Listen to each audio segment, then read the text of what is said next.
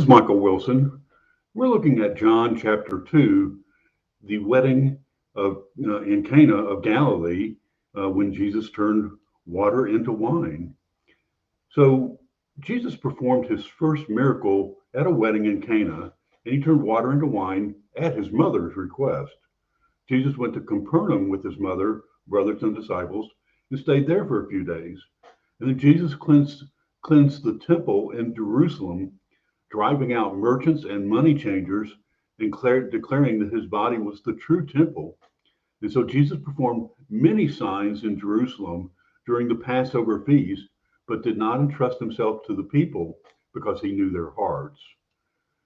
So let's dig into this a little deeper.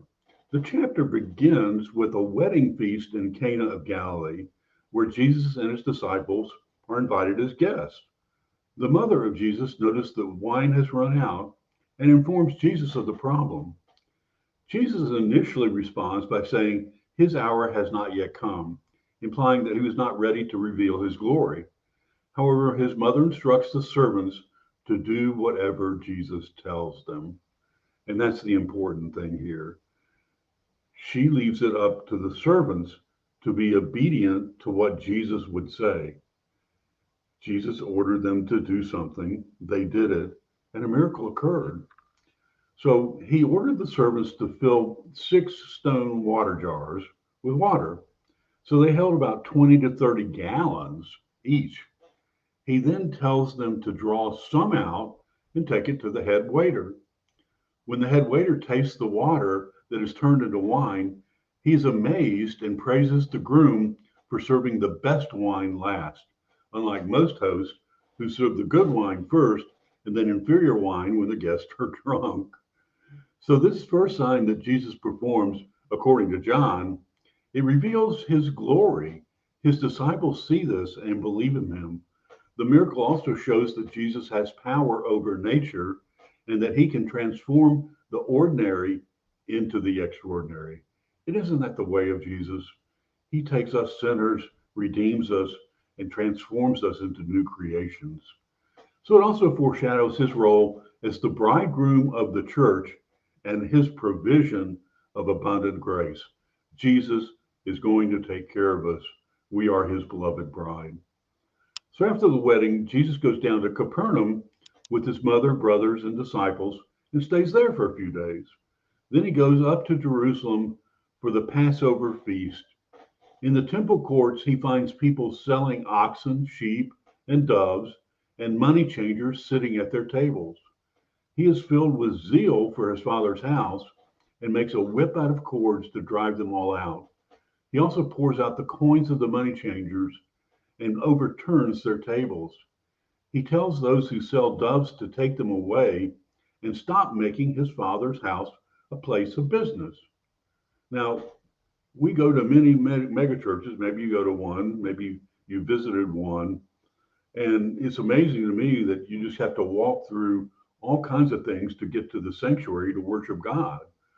There's the bookstore, there's the coffee shop, there's the books of the pastor that are for sale, there's trips to Israel being hawked. Sounds familiar, huh? So the Jews who witnessed Jesus cleansing out the temple ask him for a sign to prove his authority for doing these things. Jesus answers them by saying, "Destroy this temple, and in 3 days I will raise it up again." Now the Jews misunderstood him and think he's talking about the physical temple, which took 46 years to build. But he's actually referring to his body, which will be destroyed by crucifixion and raised up by resurrection.